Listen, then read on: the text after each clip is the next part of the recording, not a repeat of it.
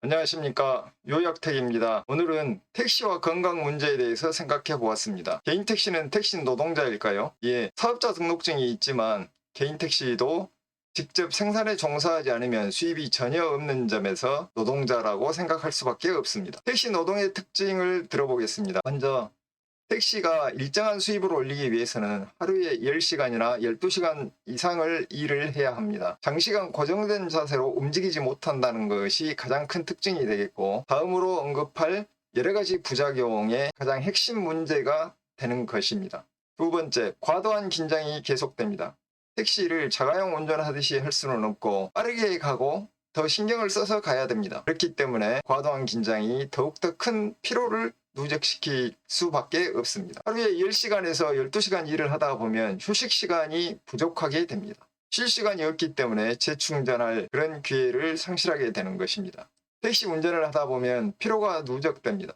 그래서 다음날 출근하기가 싫어지고 운전하기가 싫어집니다. 택시를 보기만 해도 지긋지긋하게 됩니다. 마음은 일을 해야 되는데 몸은 일하기 싫다고 계속 외칩니다. 바로 이러한 소진이 발생을 합니다. 피로의 누적이야말로 택시 운전의 가장 큰 적이라고 할 수 있겠습니다. 지금까지 언급한 이런 특성 때문에 택시 노동은 그 강도가 굉장히 심하고 이른바 골병 든다고 할 수가 있겠습니다. 이 점에서는 택시 운전을 하는 분들은 모두 다 찬성하실 걸로 생각을 하는데, 골병 들다의 사전적인 뜻은 심하게 다치거나 무리한 노동 따위로 몸이 상하여 겉으로 드러나지 아니하고 속으로 깊이 병이 든다, 이런 뜻이 되겠습니다. 이제 구체적으로 택시 직업병을 살펴보겠습니다. 이런 직업병을 살펴보면 택시야말로 움직이는 종합병원이라고 아니할 수 없습니다. 먼저 방광염 및 신장장애입니다. 택시 운전을 하다 보면 제때의 소변을 보지 못하고 참으면서 일을 하게 됩니다. 소변을 참기 때문에 방광염 및 신장장애, 그리고 전립선 장애 등이 일어나게 됩니다.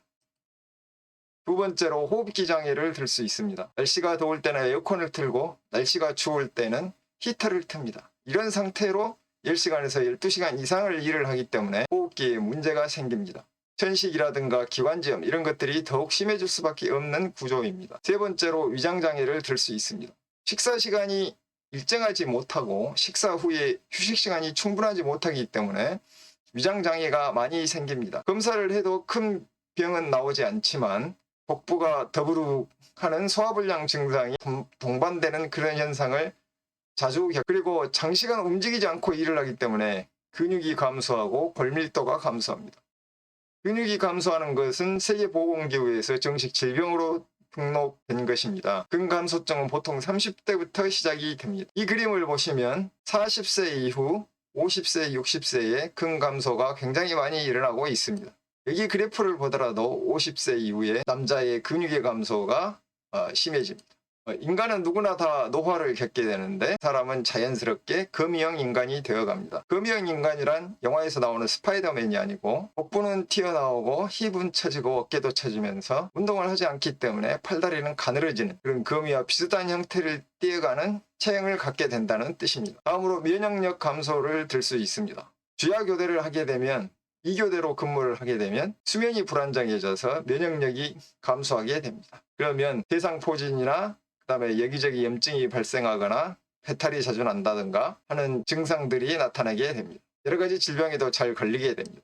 여섯 번째로 만성 피로 및 수면 장애를 들 수 있는데, 이런 것들은 뇌졸중이나 심근경색의 원인이 되고요. 운전을 마치고 잠을 자려고 하면 몸은 매우 피곤한데 잠이 안 오는 경우가 많이 있습니다. 다음으로 광노화를 들 수 있는데, 운전을 하면서 한쪽만 햇빛을 받기 때문에 그 받은 쪽에만 노화가 이루어지는 이런 현상을 말합니다. 다음으로 신경성 질환이 많이 발생을 하게 되는데, 운전이라는 직업이 과도한 긴장의 연속이기 때문에 신경성 질환을 발생시킵니다. 야간에 운전하신 분들은 이 화면과 같은 현상을 자주 겪으셨을 텐데요. 맞은편에서 질주하는 차들의 불빛이 시력을 교란시킵니다. 그래서 시력 장애가 일어나고요. 뇌에 과도한 입력이 일어나서 저녁에 잠을 자려고 하면 수면 불안정에 빠지는 경우가 많이 발생합니다. 다음으로 움직이지 않고 일을 하기 때문에 근골격계 질환이 많이 발생하게 되는데, 모든 체중을 골반과 허리로 실어서 일을 하게 되기 때문에 허리 통증이나 골반 이상이 발생하기 쉽습니다.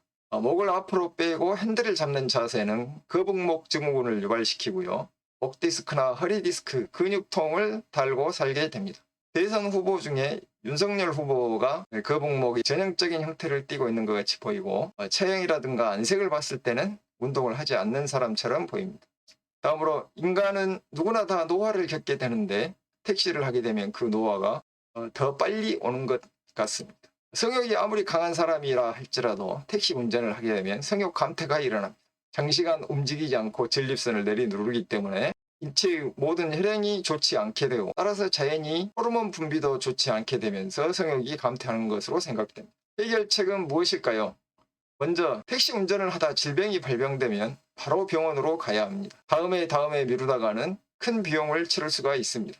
그 다음에 해결책은 휴식인데요. 사람이 아무것도 하지 않고 빈둥빈둥 노는 것은 매우 중요합니다. 거실에서 엎어졌다 뒤집어졌다 하면서 아무것도 하지 않고 지내면 일을 하기 싫다가도 의욕이 회복되는 경우가 많이 있습니다.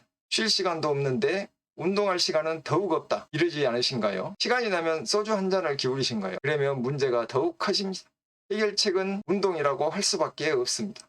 운동을 하면 어떤 좋은 점이 있을까요? 피로회복과 노화 방지에 좋습니다. 여러 가지 근육과 골격을 강화하고 혈행을 촉진시켜서 뇌를 활성화시키고 스트레스를 해소해 줍니다. 미국 하버드대 연구진이 나이가 들수록 신체 활동을 많이 해야 된다는 논문을 발표했는데 우리 인체는 신체 활동을 많이 하면, 즉 운동을 하면 세포나 DNA가 손상이 되고 이 손상된 것들이 치유되는 과정에서 여러 가지 좋은 물질이 많이 발생하게 돼 암이나 당뇨병 등을 예방하게 되면서 건강하게 생활할 수 있다. 이것이 이 논문의 핵심입니다. 구체적으로 잘 살펴보면 신체 활동은 생리학적 스트레스도 주면서 분자, DNA 수준에서 신체 손상을 유발합니다. 이렇게 신체가 손상되면 이것을 치유하려고 인체가 항염증성 물질과 항산화 물질 분비를 하면서 혈류를 촉진하게 됩니다. 그렇게 되면 암이나 당뇨병, 우울증 이런 것들의 발생 위험을 낮추게 됩니다. 그런데 신체 활동이 없으면 손상 반응의 활성도가 확연히 떨어진 것을 입증했습니다. 운동을 하면 손상 반응이 일어나고 이것을 복구하는 과정에서 인간에게 유익한 많은 물질들이 분비되어서 건강한 생활을 할 수 있게 된다. 이게 바로 논문의 요지입니다.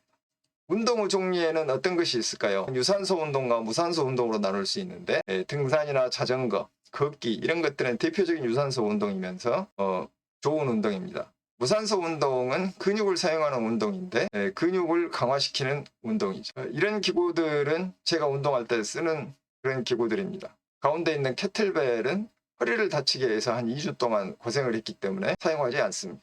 결론을 말씀드리겠습니다. 운전을 하면서 건강하고 행복하게 살고 싶다면 운동을 하는 것은 필수적입니다. 운동을 하면 세포와 DNA 차원에서 손상이 일어나고 인체는 이 손상을 치유하는 과정에서 육체적, 심리적으로 더욱더 건강하게 됩니다. 코로나 5차 유행 때문에 택시의 영업 환경이 매우 좋지 않습니다. 이럴수록 건강관리에 힘을 써야 되겠습니다. 왜냐하면 택시 운전자는 몸이 재산이기 때문입니다. 감사합니다. 도움이 되셨다면 구독과 좋아요를 부탁드리겠습니다.